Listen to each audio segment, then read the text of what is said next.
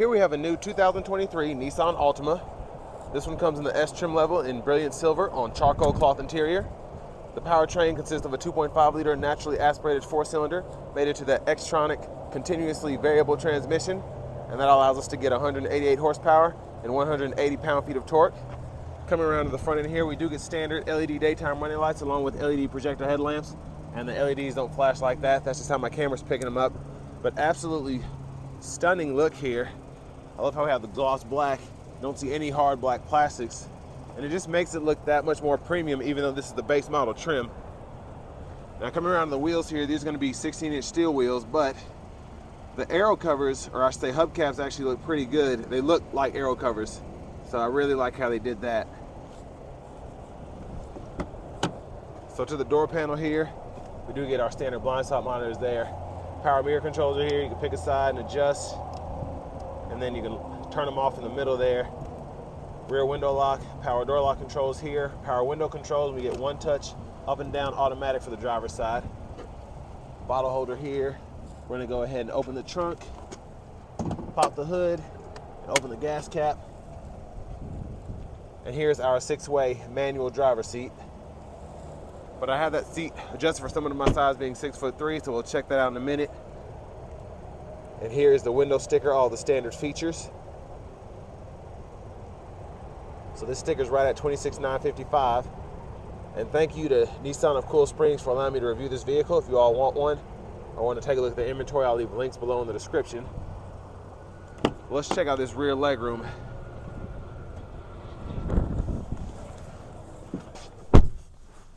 So pretty good legroom.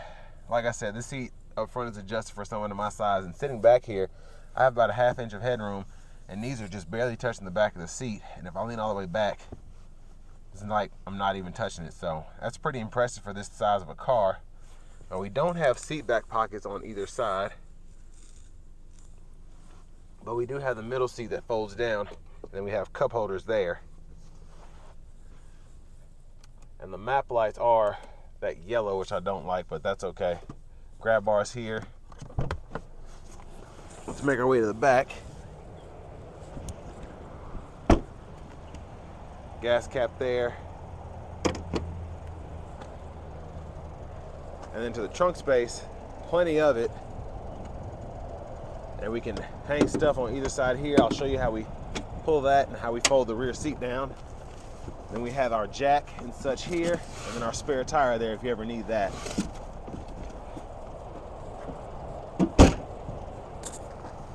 And there's a look at the back end up close. Exhaust pipe there and there.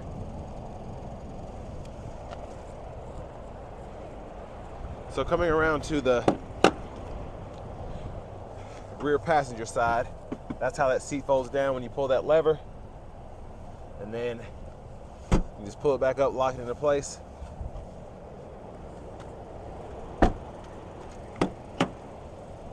And then up front, for the front passenger, we have a 4-way manual seat. Glove compartment here, owner's manuals in there. Decent size for the glove compartment for this kind of vehicle. But now making our way back to the front, let's go ahead and take a quick look in the engine bay. And there's that 2.5 liter naturally aspirated 4-cylinder.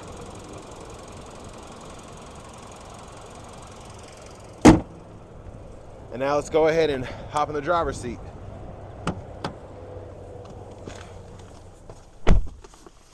So we do have the hard vinyl or plastic steering wheel here, but still has that flat bottom design, which I like.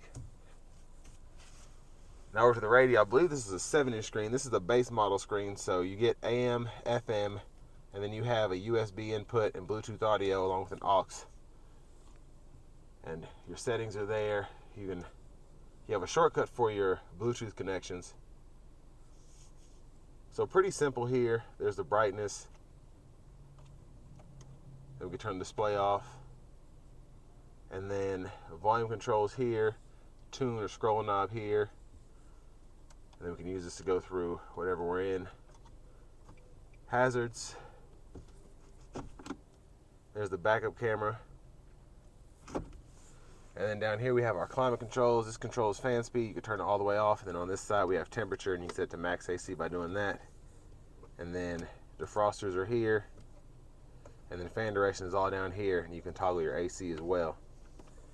There are the aux input and the USB input, 12 volt. And then for the shifter, pull this lever here, reverse, neutral, drive, and then we have a low gear. And then you have this button here, which I believe is your sport mode, so you can toggle that there, if you can see that. Ooh, hurt my finger. And then cup holders here, a little storage pocket there. Pretty good size center console cubby space for this vehicle. Sunglass holder. There's a view of the back seat from up here. And blind spot monitors right there. Back to the steering wheel, volume controls, trackless or radio station preset control there, back button, and then these 4 arrows on with the OK button are for this center digital stack here in the gauge cluster. And then to the right side we have our cruise controls, voice recognition controls, Bluetooth control, and then that's how we use our cruise. I'll demonstrate on the test drive. Blinker here, headlamp controls, auto mode. That's high beams flash by pulling up there. And windshield wiper controls, one time. Intermittent, low, high. We can set our intermittent here. And then just pull up here for front wiper fluid. Here's our push button start. And finally, here's our key fob. And we do get remote start. But now it's time to take this Altima 2.5S out on the road for a quick test drive. So driving the Altima with the CVT, it's pretty easy to drive in general. It does a really good job at making sure that you have about as much power as you can expect from this vehicle. Not having to worry about the transmission actually shifting. And it just really helps this car accelerate while still being pretty good on fuel.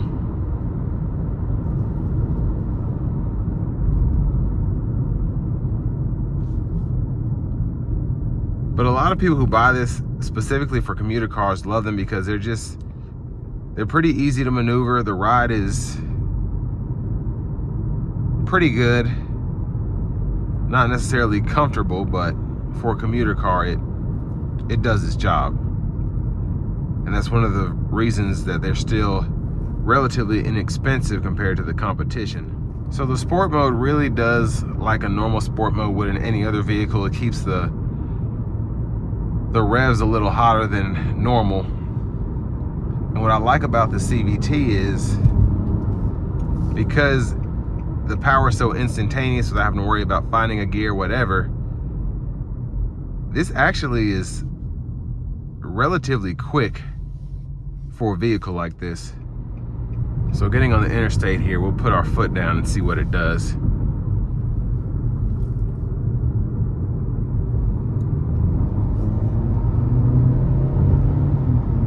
So I'm not flooring it, but you can see that this is no slouch. Quite peppy, actually. Very impressed. I'm gonna take it out of the sport mode now. There's a cruise there. Gonna dial the speed back. Now we don't get intelligent cruise or lane keep assist with this Altima S, but having the blind spot monitor, specifically if you're just looking for a cheap car and something that you can commute around town in, and you don't necessarily need all those extras, this one is equipped pretty nicely. Like I said, to just have the blind spot monitors, that's pretty much all you need.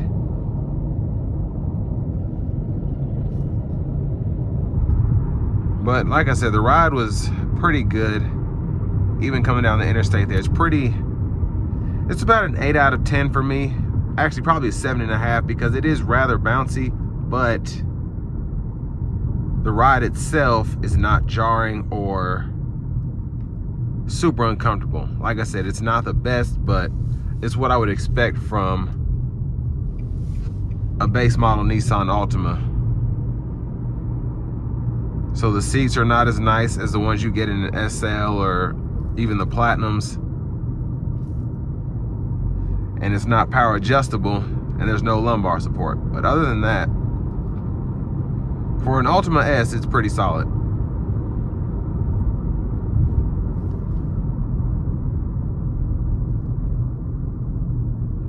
Now, in terms of competition, you can get a Camry. I feel like the Camry does a little bit better in terms of the ride quality, specifically in the LE, and I don't even know if they make an L trim level, but you're paying a little bit more for that. And this just, even though I feel like it's not as fast, this just feels faster just because you have the CVT as opposed to an 8-speed automatic. And this is not as fun to drive in my opinion, but with the sport mode, it definitely feels as quick, if not quicker, than the Camry. And then of course you have the Accord as well with the 1.5 turbo engine that feels quicker than this. That's just what turbos do. And that's pretty much all you have in terms of competition now. But for the money, it's still a good bargain. And it's just a really cheap car to maintain in terms of oil changes, make sure the transmission is serviced, and then, of course, with the gas prices the way they are, it's nice to be able to get close to 40 miles per gallon on the highway. So this will bring me to the end of my review of the new 2023 Nissan Altima in the S trim level.